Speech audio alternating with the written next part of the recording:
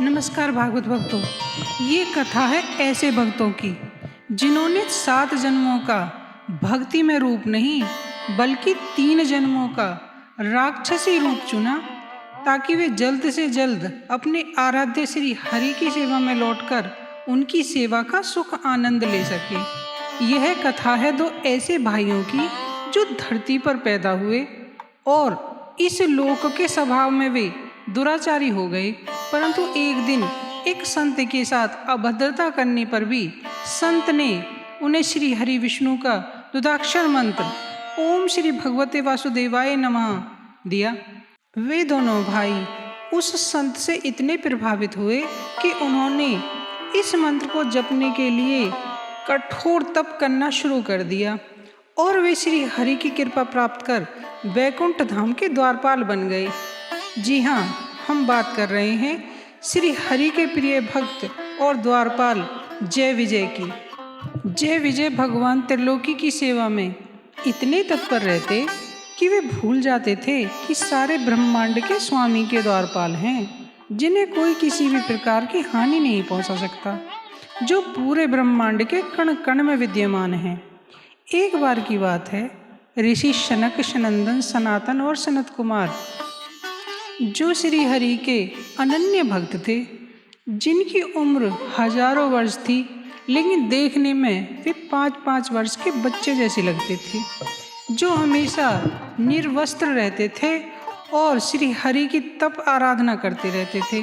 वे श्री हरि के दर्शन के लिए बैकुंठ आए और उन्होंने श्री हरि के द्वारपाल जय विजय से अंदर जाने के लिए कहा, लेकिन जय विजय ने उन्हें अंदर जाने से रोक दिया। सनकादि ऋषियों को श्री हरि के द्वारपाल जय विजय ने अंदर जाने से यह कहते हुए रोक दिया कि अभी श्री हरि देवी लक्ष्मी के साथ विशेष चर्चा में हैं। सनकादिक ऋषियों ने जय विजय को बहुत समझाया कि वे तो श्री हरि के परम भक्त हैं, उनके दर्शन के लिए आए हैं। अरे तुम दोनों तो हमेशा श्री हरि की सेवा में रहते हो, हमेशा उनके दर्शन करते रहते हो, तुम्हें तो श्री हरि के गुणों से कुछ सीखना चाहिए कि वे अपने भक्तों पर कैसे अपनी कृपा बरसाते हैं। तुम तो श्री हरि के भक्त हो, भक्ति में होकर ही तुमने बैकुंठ के द्वारपाल बनने का सौभाग्य प्राप्त किया है। तुम्हें तो एक भक्त की अभिलाषा का मान रखना चाहिए और उनका रास्ता नहीं रोकना चाहिए। हमें श्री हरि के दर्शन के लिए जाने दो। सनकादिक ऋषियों के इतने समझाने पर भी जय और विजय उन्हें अंदर नहीं जाने देते। तब सनकादिक ऋषि क्रोध से भर जाते हैं और कहते हैं कि बैकुंठ में वास करने पर भी तुम्हारे अंदर का अहंकार नहीं गया और इस अहंकार के साथ तुम बैकुंठ में नहीं रह सकते। हम तुम्हें शाप देते हैं कि तुम पृथ्वी लोक पर पाप योनियों में जन्म लेकर अनेकों दुख भोगो। सनकादिक ऋषियों के ऐसे शाप को सुनकर जय विजय दुख और पीड़ा से भर जाते हैं। उन्हें पाप योनियों में जन्म लेने का दुख नहीं था, उन्हें तो बस इतना दुख था कि वे सब बैकुंठ में नहीं रह पाएंगे और अपने आराध्य के दर्शन नहीं कर पाएंगे।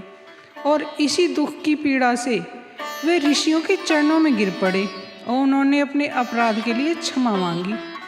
उधर श्री हरि को जब यह समाचार मिला कि सनकादिक ऋषि उनके दर्शन के लिए आए हैं और उनके द्वारपाल उन्हें अंदर नहीं आने दे रहे हैं, तो वे स्वयं ही देवी लक्ष्मी के साथ बाहर आ जाते हैं उनसे मिलने के लिए। वे ऋषियों से कहते हैं, आप सब तो मेरे परम भक्त हैं और मैं अपने भक्तों का भक्त बन सदा उनके हृदय में बंदी बना रहता हूँ। इन्होंने आपकी आज्ञा नहीं मानकर आपका ही नहीं मेरा भी अपमान किया है, क्योंकि मैं तो आपके हृदय में वास करता हूँ। ये सच में दंड के भागी हैं, आपने इन्हें सांप देकर उचित दंड दिया है। हे ऋषियों, मैं स्वयं इनकी ओर से आपसे क्षमा मांगता हूँ, आप मुझे क्षमा कर दें, क्योंकि सेवकों के द्वारा किए हुए अपराध के लिए संसार स्वामी को ही दोषी मानता है। मैं आपसे आपकी प्रसन्नता की भीख मांगता हूँ। भगवान श्री हरि के मुख से ऐसे दीन वचनों को सुनकर सनकादिक ऋषियों का क्रोध तुरंत ही शांत हो गया और वे कहने लगे, हे भगवान, आप तो ब्रह्मांडों के स्वामी हैं, हमारी इस भूल को क्षमा करें। हमने क्रोधवश निरपराध जय विजय को इतना कष्टकारी शाप देकर बड़ा ही घोर अपराध कर दिया है। हे भगवान, आप तो इन्हें हमारे श्रापों से मुक्त करने की शक्ति रखते हैं, आप इन्हें हमारे शाप से मुक्त कर दें। तब श्री हरि कहते हैं, ऋषिगणों, बेशक मैं सर्वशक्तिमान हूँ, लेकिन मैं आपको असत्य या शक्तिहीन नहीं सिद्ध करना चाहता। इससे धर्म का उल्लंघन होगा और सृष्टि में असंतुलन पैदा होगा। आप स्वयं ही इन्हें इस सांप से मुक्त होने का रास्ता दिखाएं।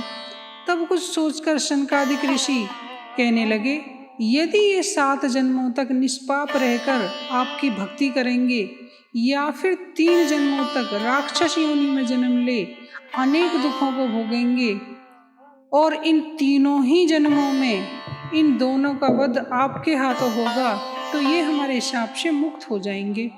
जय विजय यह सोचकर कि हमें मारने के लिए स्वयं हमारे आराध्य श्री हरि को हमारे पास आना पड़ेगा और हम अपने तीनों जन्मों में अपने आराध्य के दर्शन कर पाएंगे, 7 जन्मों का भक्ति मार्ग ने चुनकर 3 जन्मों का राक्षस योनि का जन्म स्वीकार कर लेते हैं और पृथ्वी लोक में आ जाते हैं। और इस पृथ्वी लोक में जय विजय का पहला जन्म सतयुग में हिरण्यकश्यपु और हिरण्याक्ष के रूप में हुआ। हिरण्यकश्यपु को भगवान श्री हरि ने नरसिंह के रूप में और हिरण्याक्ष को वाराह अवतार लेकर एक जन्म से मुक्त कर दिया। जय विजय को दूसरा जन्म त्रेता युग में ऋषि विशर्वा और राक्षस कुल की कन्या केकसी के यहाँ रावण और कुंभकर्ण के रूप में मिला। श्री हरि ने राम रूपी अवतार लेकर इन्हें दूसरे जन्म से भी मुक्त कर दिया। जय विजय का तीसरा और अंतिम जन्म द्वापर में जय ने चीदी के राजा दमघोष के यहाँ उसके पुत्र शिशुपाल के रूप में जन्म लिया और विजय ने राजा वृद्धशर्मा के पुत्र देववक्र के रूप में जन्म लिया। और श्री हरि ने अपने द्वापर के अवतार कृष्ण के रूप में ने उनके अंतिम जन्म और शाप से मुक्त कर फिर से वैकुंठ धाम का द्वारपाल नियुक्त कर दिया। दोस्तों, इस कथा से हमें यही पता चलता है कि भगवान भी अपने भक्तों के प्रेम में उनके अधीन हो जाते हैं। भक्तों को कष्ट से मुक्ति के लिए वे स्वयं उसी कठिनाई के मार्ग से गुजरते हैं और अपने भक्तों के सभी कष्ट हर लेते हैं। जैसे जय विजय को सांप से मुक्त करने के लिए भगवान ने खुद मृत्यु लोक में आकर अनेक प्रकार के कष्टों का सामना कर अपने भक्तों का उद्धार कर उन्हें वैकुंठ में स्थापित कर दिया। तो दोस्तों, जय विजय की ये कथा आपको कैसी लगी हमें कमेंट के जरिए अवश्य बताएं। यदि आपको इससे भक्ति की सीख और प्रेरणा मिली हो तो अपने दोस्तों के साथ शेयर करें।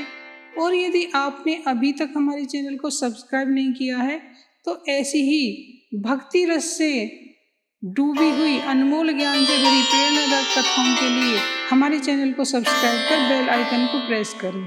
जय हिंद, जय भारत।